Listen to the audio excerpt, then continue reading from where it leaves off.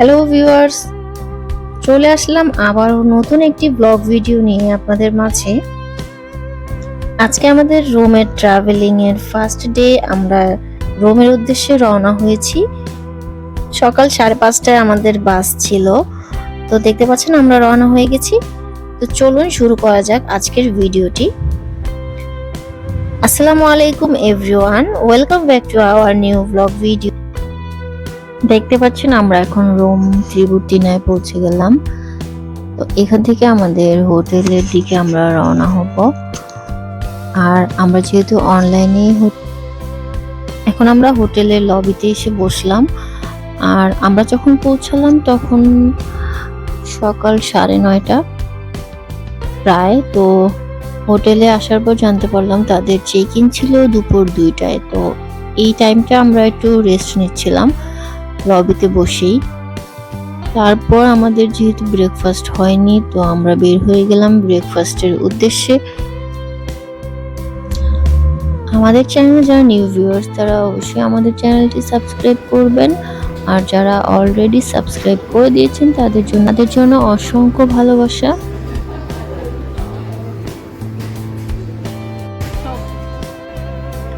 এত লম্বা একটা জার্নির পর কফি না খেলেই নয়, তাই আমরা দুজনে স্টারবাকস থেকে 2টা কফি অর্ডার করে কফি এনজয় করছিলাম। আপনি দেখতে পাচ্ছেন এখন আমরা আমাদের রুম চেক ইন করে ফেললাম। আমাদের রুমটা বেশ সুন্দর ছিল। আমাদের দুজনের জন্য একটা পারফেক্ট কাপল রুম ছিল।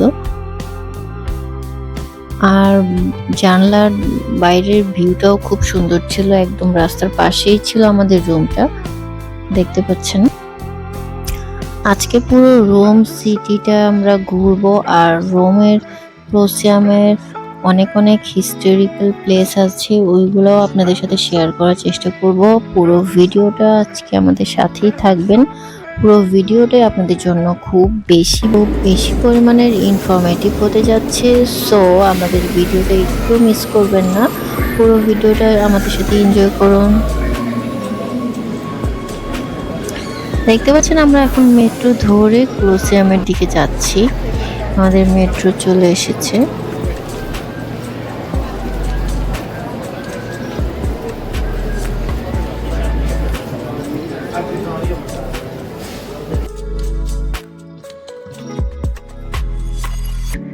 এখানে কিছু কিরিংস, মিরর, কিছু শোপিস আইটেমস অনেক কিছু ছিল এখানে। তো আমি এখান থেকে কিছু কেনাকাটা করলাম।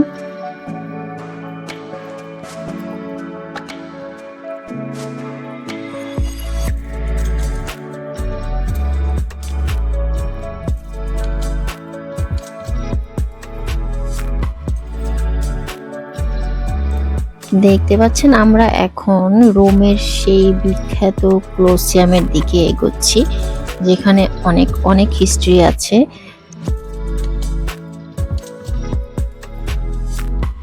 আজকে আমরা বের হতে বিকেল 5টা, 5:30 অলমোস্ট। তো এই জন্য আজকে আমরা ভেতরে আর যাব না কলোসিয়ামের বাইরেই অনেক কিছু দেখার আছে। তো আমরা আজকে এগুলাই ভিজিট করব আর এখানে কিছু ভিডিও শুট করব। আর কালকে আমরা ভেতরে উদ্দেশ্যে সকাল এসে টিকিট কাটবো। তো চলুন আজকে আপনাদেরকে বাইরেটাই দেখাই, কি আছে কলোসিয়ামের বাইরে দেখার মতন।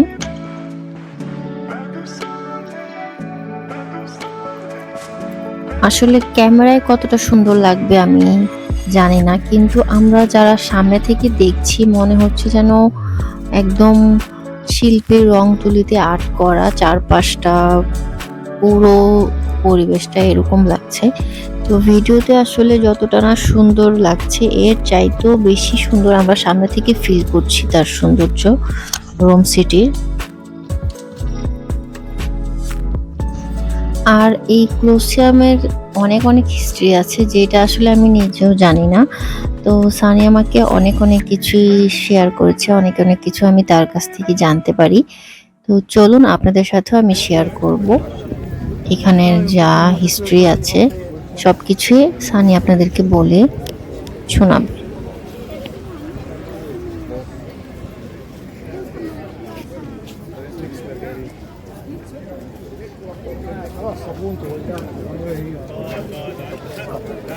the boot for Xbox party.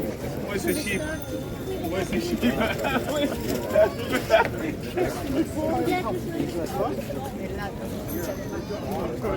তুমি হাঁটা, তোমার ভিডিও করতেছো। এই যে রোমান রাত, এখান থেকে রোমান সাম্রাজ্যের শুরু, এরপর আস্তে আস্তে এটা এক্সপ্যান্ড হইতে হইতে এ পর্যন্ত আসছে। তারপরে আরো এক্সপ্যান্ড হইতে যেখানে দেখা যায় যে প্রথমে রোম, এরপরে ইবেরিয়া পেনিনসুলা, যেটা আজকে হচ্ছে স্পেনের অংশ, পুরো মেডিটেরিয়ান, ইতালিয়া এবং হচ্ছে আজকের দিনে যেটা ক্রোয়েশিয়া, আলবেনিয়া, মেসিডোনিয়া বা মেসিডোনিয়া, গ্রিস, এই অংশগুলো আসছে প্রথমে।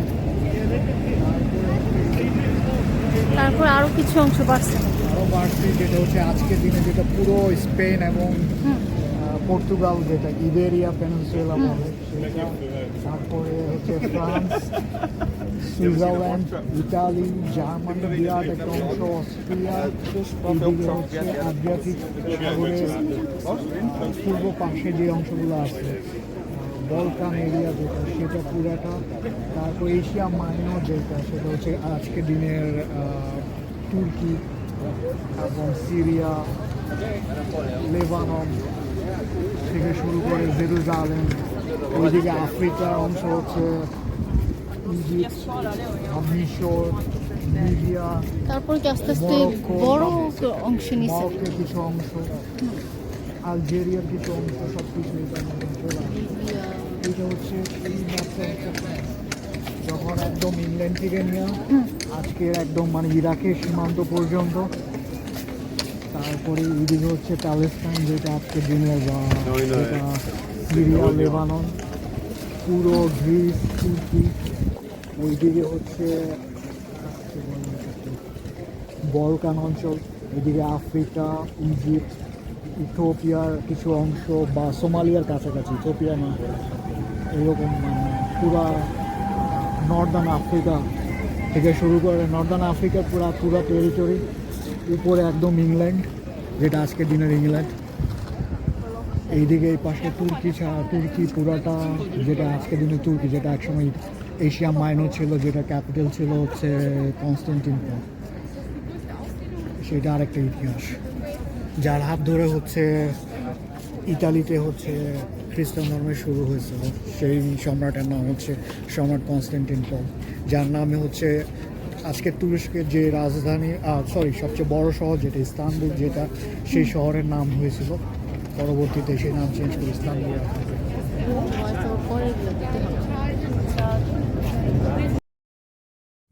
আমরা এখন হেঁটে যাচ্ছি হচ্ছে পিয়াসা ভেনেসিয়ার দিকে, আর যাওয়ার পথে হাতের বামে যেটা দেখা যাচ্ছে সেটা হচ্ছে বিভিন্ন ধ্বংসাবশেষ। এখানে রোমান ফোরামের ধ্বংসাবশেষ, অর্থাৎ প্রাচীন রোমের যে প্রশাসনিক দপ্তরগুলো ছিল, সম্রাটদের আবাসস্থল, বিভিন্ন দেবদেবীর মন্দির থেকে শুরু করে বিচারালয়, অর্থাৎ প্রশাসনিক এবং ধর্মীয় যে অ্যাক্টিভিটিসগুলা প্রাসাদ কেন্দ্রিক ছিল, সেইগুলার ধ্বংসাবশেষ, যেগুলো প্রায় 2200 বছরের পুরনো বা কিছু কিছু তারও বেশি পুরনো রয়েছে।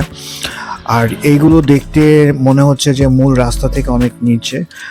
এটার একটা ইন্টারেস্টিং ফ্যাক্ট হচ্ছে সময়ের সাথে সাথে রোমের এখন যে এক্সিস্টিং ভূখণ্ড রয়েছে বা যে উচ্চতা রয়েছে ভূমির, সেটা বেড়েছে, আর প্রাচীন স্থাপনাগুলো সেই কারণে অনেকটা নিচে চলে গেছে। আমরা এই পাশে ডান এবং বাম দুই পাশ জুড়েই রয়েছে বিভিন্ন স্থাপনার ধ্বংসাবশেষ, সেগুলো কিছুটা আমরা দেখতে পাচ্ছি, যে রোমান ফোরাম বা রাজকীয় আবাসস্থল এবং প্রশাসনিক কেন্দ্র এক সময়কার। এখানে বিভিন্ন দেবদেবীর পূজা করা হতো।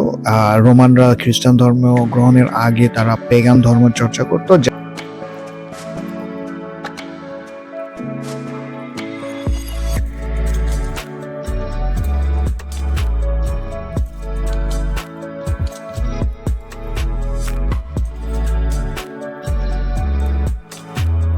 এখন আপনারা যে মূর্তিটা দেখতে পাচ্ছেন, এটা হচ্ছে রোমান সম্রাট অগাস্টাসের নামে, অগাস্টাসের মূর্তি, যার নামে ইংরেজি মাসের যে নামটা আমরা বলি, সেই অগাস্ট মাসের নাম যার নামে চালু হয়েছিল। আমরা দেখতে পাচ্ছি যে বেশ কিছু পুরাতন গির্জাও রয়েছে, যেগুলো অনেকগুলোই ছিল একসময় প্রাচীন পেগান ধর্মের অনুসারীদের মূর্তি, যেগুলো হচ্ছে খ্রিস্টান ধর্ম অনুসারী হওয়ার পরে রোমানরা সেগুলোকে কনভার্ট করে বিভিন্ন ধরনের চার্চে পরিণত করে। এখানে একটা ইন্টারেস্টিং জিনিস দেখা যাচ্ছে, সেটা হচ্ছে যে দুইজন পুলিশ অফিসার তারা হচ্ছে ঘোড়ার পিঠে চড়ে হচ্ছে তারা ভিজিলেন্সি বা নিরাপত্তা দেওয়ার জন্য যেই টহল সেটা তারা করতেছে। আসলে এটাও অনেকটা সেরেমোনিয়াল, আর সাধারণত কেউ হচ্ছে ঘোড়ায় চড়ে বা কোনো দেশে ওইভাবে করে না, কিন্তু ইউরোপের কিছু দেশে তারা এটা সেরেমোনিয়াল রেখেছে, যেখানে হচ্ছে ঘোড়ায় চড়ে পুলিশ নিরাপত্তার দায়িত্বটা পালন করে প্রাচীন ঐতিহ্যকে মানে সেটার প্রতি সিম্পেথি জানিয়ে বা সেটাকে রক্ষার কারণে। তো এখন আমরা যাচ্ছি হচ্ছে পিয়াসা ভেনিসিয়া হয়ে হচ্ছে ফোন্তানা দি ট্রেভিতে। তো আমরা ফোন্তানা দি ট্রেভির গল্পটা আগামী ব্লগে আপনাদের সাথে শেয়ার করব। ধন্যবাদ। ঠিক আছে, আপনাকেও অনেক ধন্যবাদ আমাদের সবার সাথে হিস্ট্রিগুলো শেয়ার করার জন্য।